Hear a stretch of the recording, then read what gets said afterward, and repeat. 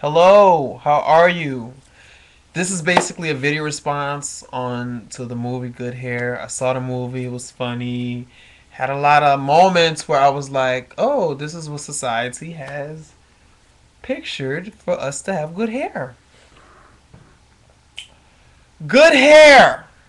I don't know how to pronounce your name, baby, so I'm gonna call you Yanni. Good hair. Let me see if I have any pictures of anybody at the moment.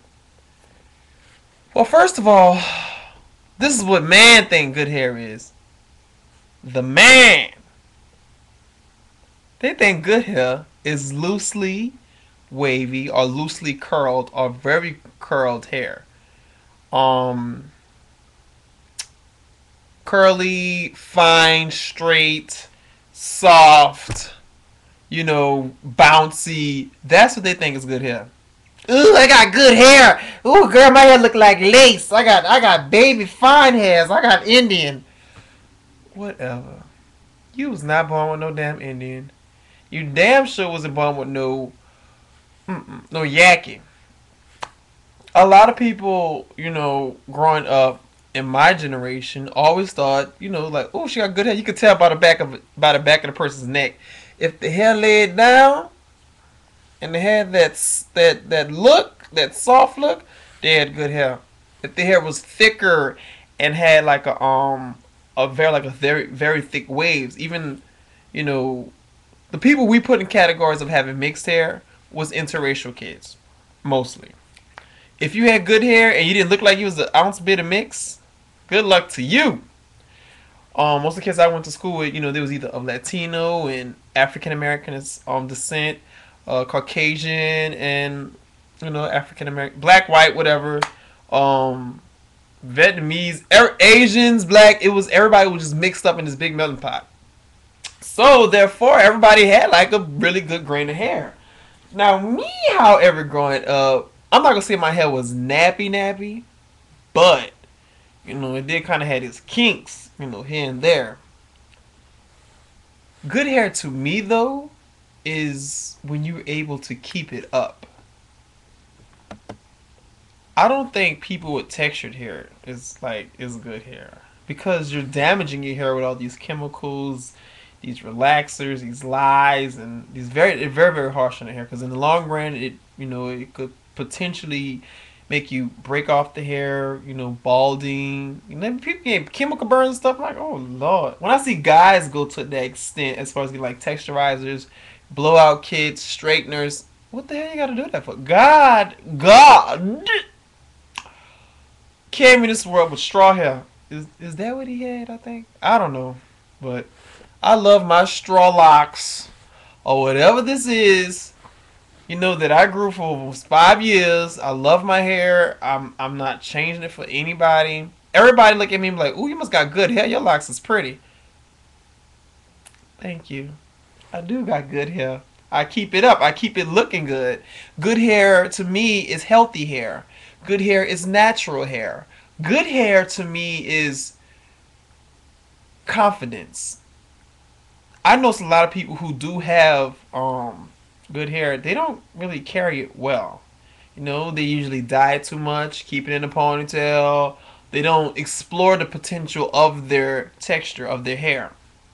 But people who have like more leaning towards the I won't say nappy side, but more towards like I guess bad hair. They're always out there trying new things from different types of weaves, different type of methods. They don't want to put all these glue and lies and relaxers and all these texturizers in their hair. I'm not saying that people with a finer grain don't, but you generally see people with a much more rougher, much more coarse, thicker hair go towards the chemicals and all that type of stuff to make their hair seem much more refined, voluminous, wavy, curly. Everybody wants that look, and I'm not knocking nobody down who do wear weave because I know some people wear weave, to grow their hair back to the point. Some people wear it to grow out the process, the natural. I mean, to grow out the chemicals to get back into a natural state. Um, but honestly, mostly all the lot of people who I've met on here in person throughout my life, positive, confident. They are the most confident, strong people I have ever met in my life.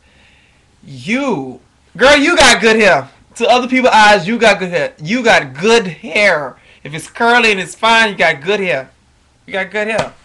But you have a very beautiful hair. I love the big va va voom. You know, the va va voom hair. I like that.